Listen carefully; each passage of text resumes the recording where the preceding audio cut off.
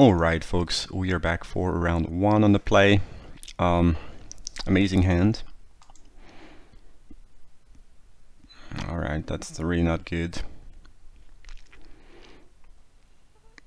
Alright, will be a downtime soon, which is again one of the reasons I'm playing intermediate and I didn't have the time to finish the other draft. This is another very bad hand. We could keep that and hope to draw lands, knowing that if we go to 5 we probably lose no matter what.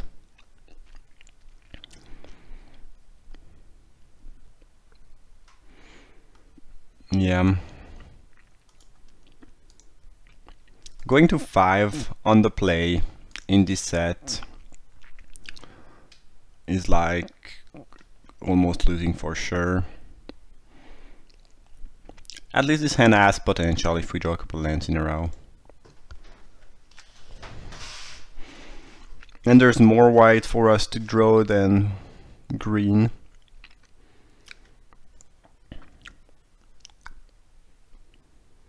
Alright, well.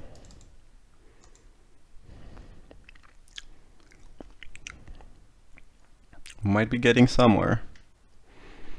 Probably double blocking here. Don't care a whole lot if they have a trick. Trailblazer is pretty annoying though. Ooh, Greeks is. Alright. Lightning Rig Crew. This is a pretty good clock.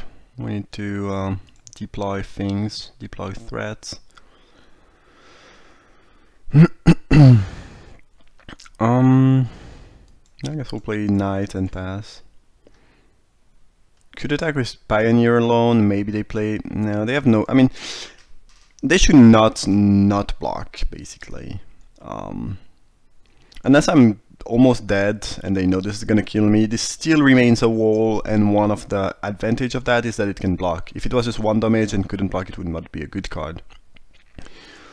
I guess sometimes you see people playing around Pump Spell with walls, and very often it's not right to do so.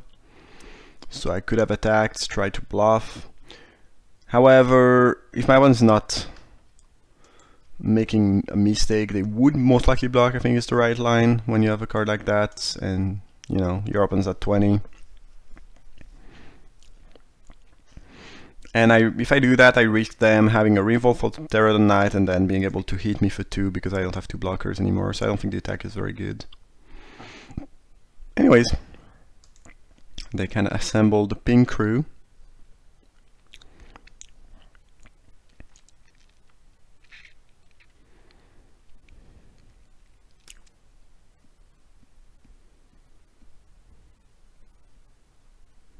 So if we draw a land next turn, probably attacking with Terror of the Night and Jungleborn Pioneer. And then playing Aspirant and the other Terror of the Night. And then I'll play Sailback, I think is what we want to be doing.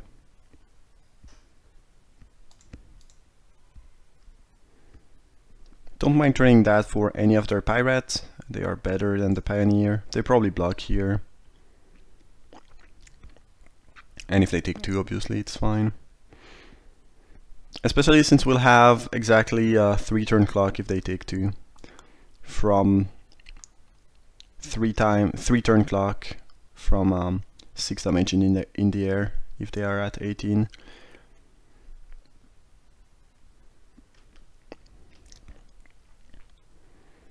Or, you know, in general, I guess we have also the Aspirant which can fly. But in general, having them at a multiple of 3 is kind of good with those Terror of the Nights.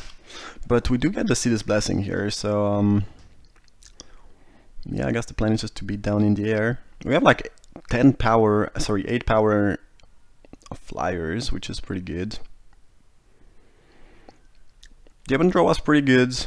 We mulligan on a play into a clunky hand, but so far it's looking pretty good given the circumstances. We're still not in a great spot, I think, but because if they have a couple reinvolved, we're still in trouble.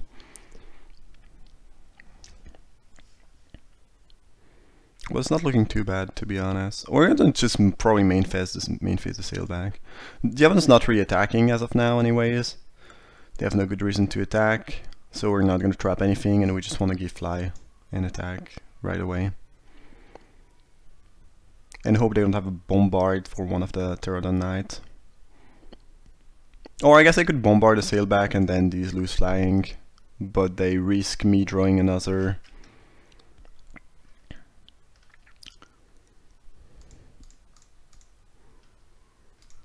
Flyer. That was a great top deck. We pretty much drew as well as we could. Like everything good we could have top deck, we top decked. If we draw land now, the other one probably lose.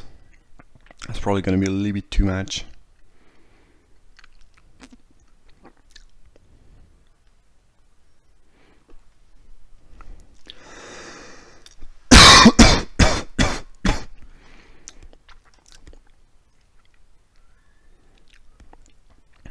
So yeah, that kind of doing what it's supposed to do, despite the mulligan into the one lander. Drew fairly luckily.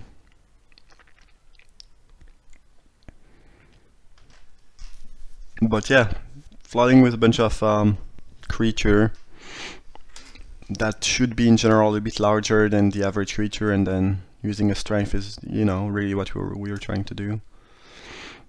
And at this stage, unless we draw the other strength, and anything in our deck is good. Any spell we can cast, except for, again, the second strength, and land gives us strength, which is pretty huge. Pirates prizes, alright. Or I guess prize, not prizes. Sure. Well, that's pretty aggro.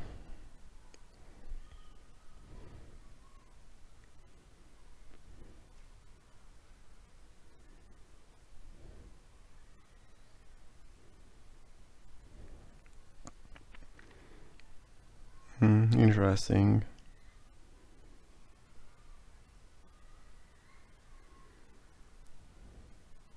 Could just take it.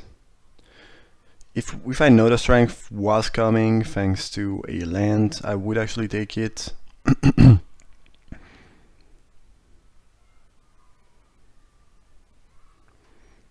But I think we're just blocking with Pioneer and Merfolk here. They have a couple ways to interact with us. We could end up being kind of burnt with these two things. So I think we're slightly better off just making sure we don't take too much damage. Alright, well, this should end the game.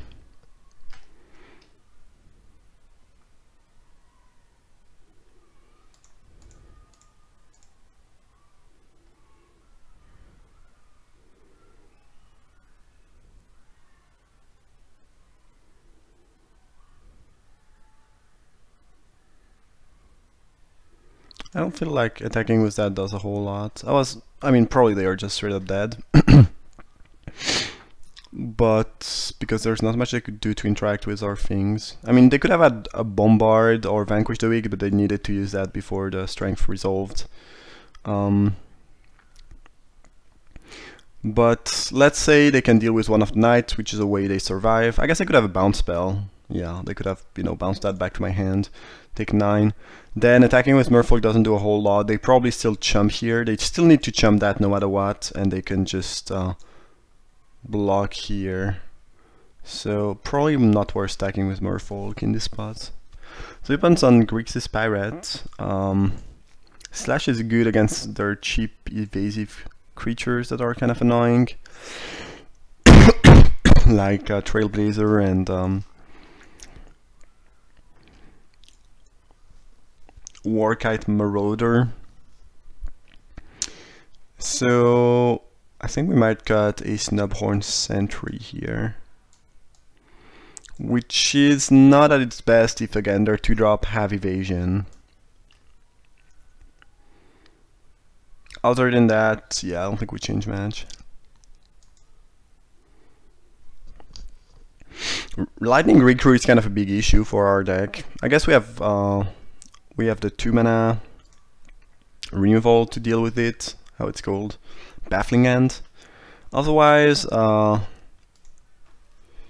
it's not great for us. It blocks a lot of our things, and it's damage we can interact with. Pacifism obviously doesn't do much against it, so...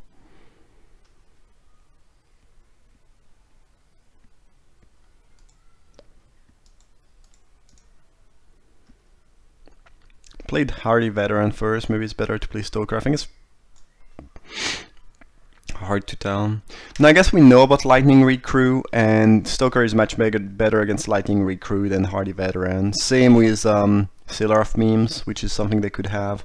So I was supposed to play Stoker, it's a better play. I was kind of being on autopilot here, not gonna lie. But Stoker is the best play because there's a couple 3-drop with less than 2 power, but enough toughness they might play. So definitely supposed to play the Stoker first, I believe. And you cannot even say, well, this leaves more things, it's not gonna tie to 1 damage, because it's still dying to 1 damage spell because of Marauder if they'd like to. So even if you know, if you'd like a creature that's a bit bigger and more resilient, it's kind of nullified by the Marauder. Oh, they were able to do that because of because they turned it into a 1/1. Okay. Huatli, okay.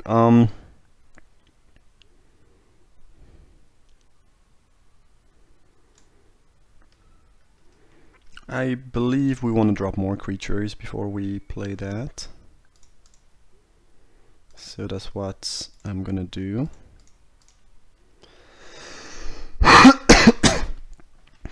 So we can plus Huatli up to 6 next turn if nothing dies. Alright. Hopefully they don't get the counter. Alright, that's good. Them getting the counter would have been kind of annoying. Now if I can trade with Hardy Veteran, I'm really happy. Now I guess they have Workite Marauder. Well, it doesn't really matter, I can trade any of my creature for that thing, if I want to. The counter would have been kind of annoying though. They should probably turn that into an 0/1, so force me to block with Stoker, which I think is the better card. Yeah, now they let me block with something a little bit weaker than Stoker, so I'm not sure if it's really good. Luminous Bonds, alright. Pretty decent answer to the Marauder. So if we play Huatli up to 5 and they have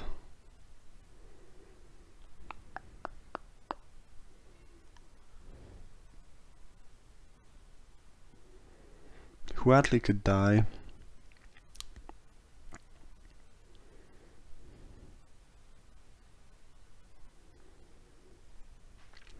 But if we draw land, it's really nice mana-wise, because we spend 4 now, and next turn we can spend 6. They already play a haste creature. There's not a ton of haste creature in this set.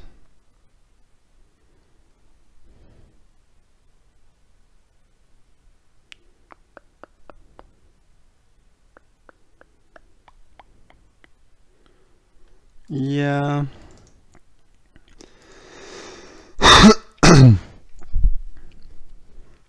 Oh, it's +1 and then put... Okay, that's even better.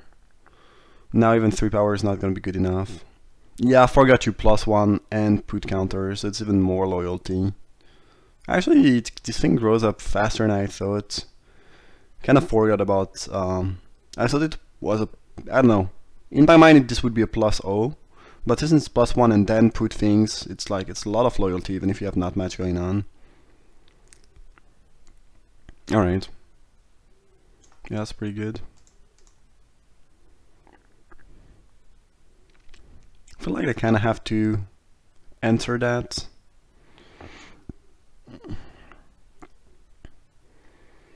The ultimate is threatening.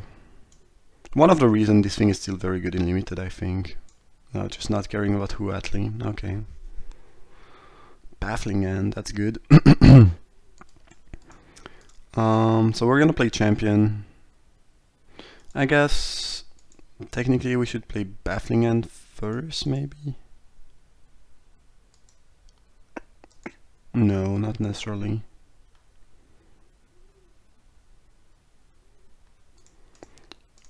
+4 Halti, Huatli.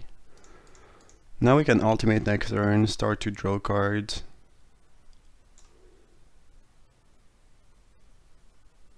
Oh, negate. Okay, negate in the main deck. Weird.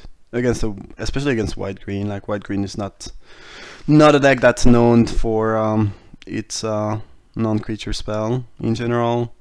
Oh, it's because of the strength of the pack we've shown game 1, I guess. Maybe. They felt like it was a very powerful spell they needed to answer. Yeah, I can see that, sure. I can see that being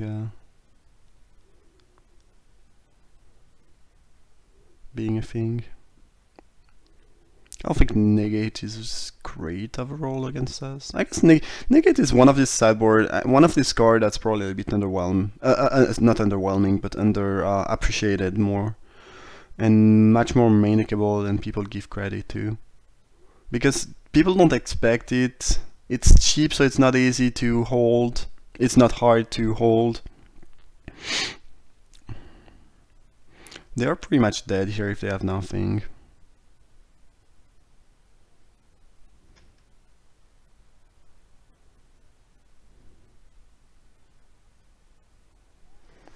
Alright, we'll just go for the kill.